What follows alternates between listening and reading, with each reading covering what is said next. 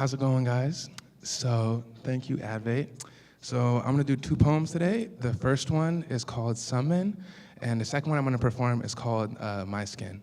So this first one is called Summon. And also, thank you guys for all coming. It's such an honor to just be able to do this. I really appreciate it.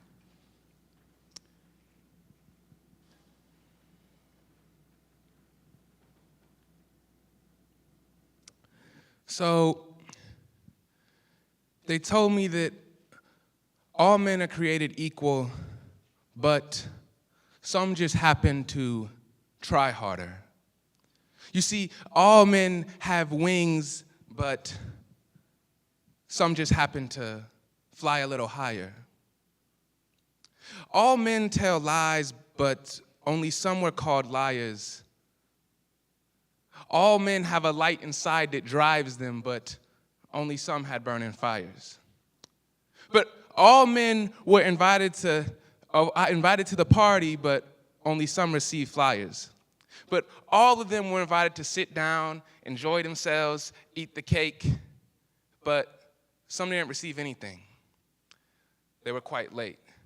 So how do you get to eat the cake? Is it a free-for-all, first come, first serve, who's early, who's late? Well, I got there first, so I beat you. Checkmate.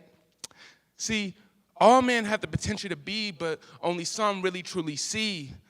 Greatness, sometimes it's hard to see, it's foggy, it's kind of misted, and while all men are special, only some are really recognized, taken down, and listed. These wasted opportunities make you sick to your stomach. I mean, if I ever get another chance, how can I fix it? Well, if I ever get another opportunity, there's no way that I'm going to miss it.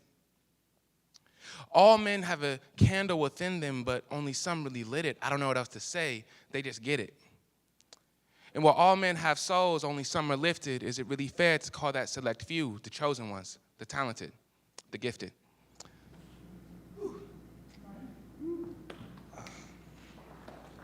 That was it, sorry.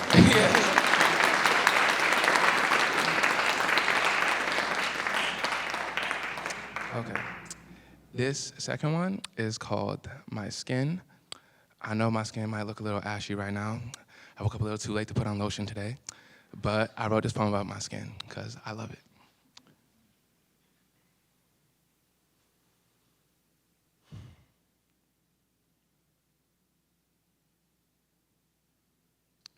It's the first day of the school year in 3rd grade. We're studying Plymouth Rock. One of my classmates raises his hand and exclaims, "Ooh, ooh, ooh, my ancestors came over on the Mayflower." Now, I didn't know much in the 3rd grade, but I did know that my ancestors did not come on the Mayflower, but rather they were involuntarily shipped on slave ships, packed like sardines and beaten with a whip. Beaten so the red blood gushed out their bodies. Beaten so the blue popped out their veins. Beaten so they was made every color of the American flag except for white. So now it's the first day of the school year in 5th grade, and the teacher asked me, "So, Ebbie, what would you like to be when you grow up?" I told her I had dreams of changing the landscape of education because I did not see myself reflected in the curriculum. I told her I had dreams of writing children's books about Reconstruction and Black history and all the greatest Black American Negroes. And then she told me the possibilities were like 0. So that day, went home crying. Inside, my soul was dying. However, deep down, I knew I was nursing a desire to fly, and all the while, I knew I needed to soar and spread my wings. So I started to write. I spilled all my emotion on paper, used rhyming words as my wings to soar. In an effort, put all my anger and frustration, put it into verse, in an effort to relieve the curse of being a large Black male who appeared to be quite threatening. But then, you see, I started to view myself as a Black knight in shining armor. See, the more I learned about my history, these memories of the past I started to wear as my armor. This melanin in my dark skin brings me good karma. So like Ralph Ellison, I went from feeling like the invisible man, to feeling like an invincible man. Now my history pumps hope and inspiration through my veins, trusting no one who tells me I can't do something. I will not be contained.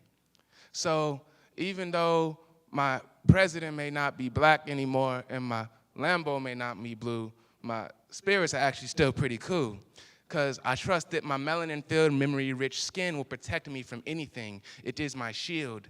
It will tell me not to listen to any white man who tells me to know my place. I ain't trying to make everything about race. It's just that I do not believe that God branded my skin, but rather he took his sweet time to make my skin grand. God toasted my skin and then kissed it.